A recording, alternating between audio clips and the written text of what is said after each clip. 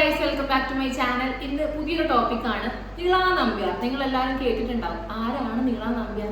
അറിയാത്തവർക്ക് വേണ്ടി ഞാൻ ചുരുക്കി ഒന്ന് പറയാം. ശരിക്കും പേര് നീള നമ്പ്യാർ എന്നല്ല, എല്ലാവർക്കും അറിയാൻ പറ്റുമായിരിക്കും. ആസിയ നമ്പ്യാർ. സോറി, ആസിയ നമ്പ്യാർ അല്ല, ആസിയ സലീമോന. വേണ്ട. അപ്പൊ ആരാണ് നീള നമ്പ്യാർ? കുറെ പേർക്കൊക്കെ അറിയാൻ പറ്റുമായിരിക്കും. നീള നമ്പ്യാർ എന്നല്ല പുള്ളിക്കാരുടെ ശരിക്കുള്ള പേര്. ആസിയ എന്നാണ് ശരിക്കുള്ള പേര്. ഒരു മുസ്ലിം സമുദായത്തിൽ ജനിച്ച് ഭർത്താവും കുട്ടികളും ഒക്കെ ഉണ്ട്. അപ്പൊ അവർക്ക് കുറച്ച് സാമ്പത്തികമായിട്ട് കുറച്ച് ഉയരാൻ വേണ്ടിയിട്ട് അവർ സിനിമയിൽ അഭിനയിക്കാൻ വേണ്ടിയിട്ട് ഇറങ്ങി പുറപ്പെടുന്നു. അപ്പൊ അതിനകത്ത് അവർക്ക് കാസ്റ്റിംഗ് കൗച്ച് പോലുള്ള സംഭവങ്ങളൊക്കെ നേരിട്ട സമയത്ത് പുള്ളിക്കാരിക്ക് അത് അക്സെപ്റ്റ് ചെയ്യാൻ പറ്റിയില്ല. അതുകൊണ്ട് തന്നെ സ്വന്തം ശരീരം വിൽപ്പനയ്ക്ക് വെക്കാൻ വേണ്ടി പുള്ളിക്കാരി തീരുമാനിക്കും.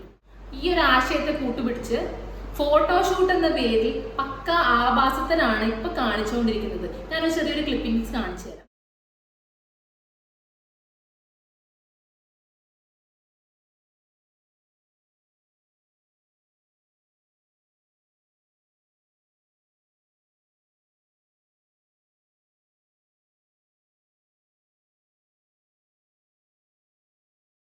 അപ്പൊ ഗൈസ് കണ്ടല്ലോ, ഇതിനെയാണ് ഒരു മോഡലിംഗ് അഥവാ ഫോട്ടോഷൂട്ട് എന്ന് പറയുന്നത്. നിങ്ങൾക്ക് അങ്ങനെ തോന്നിയോ? മോഡലിംഗ് ആയിട്ട് തോന്നിയോ? എനിക്ക് തോന്നിയില്ല. ഒരു പക്ക ഒരു ആഭാസത്തിനായിട്ടാണ് എനിക്ക് തോന്നിയത്. ചെറിയൊരു വീഡിയോ മാത്രമാണ്. ഇത് മാത്രമല്ല, ഇതുപോലുള്ള ഒട്ടനവധി റീൽസുകളും വീഡിയോസൊക്കെ നിങ്ങൾക്ക് സോഷ്യൽ മീഡിയാസ് തപ്പിക്കഴിഞ്ഞാൽ കാണാൻ പറ്റാവുന്നേ ഉള്ളൂ.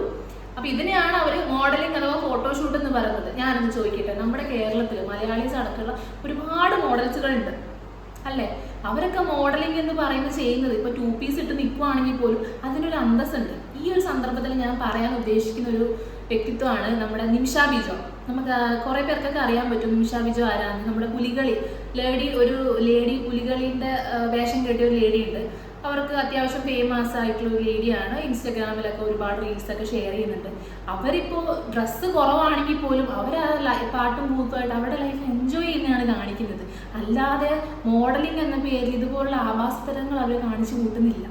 മുസ്ലിം സമുദായത്തിൽ ജനിച്ചിട്ട് അവർ ഈ മോഡലിംഗ് എന്ന പേരിൽ ഒരു ടീഷർട്ടും ബർമുഡ പോലത്തെ എന്തോ ഒരു ഡ്രസ്സ് ഇട്ട് ഫോട്ടോഷൂട്ട് നടത്തിയതിൻ്റെ പേരിലാണ് അവരെ മുസ്ലിം സമുദായത്തിൽ നിന്ന് പുറത്താക്കിയെന്നാണ് അവർ അവകാശപ്പെടുന്നത്. ഞാനൊന്ന് ചോദിക്കട്ടെ ഗൈസ്, നമ്മുടെ ഇന്നത്തെ കാലത്ത് ഒരുപാട് മുസ്ലിം പെൺകുട്ടികൾ തന്നെ ഇതുപോലെ ഡ്രസ്സുകളൊക്കെ ഇട്ടിട്ട് വീഡിയോസും കാര്യങ്ങളൊക്കെ ചെയ്യുന്നുണ്ട്.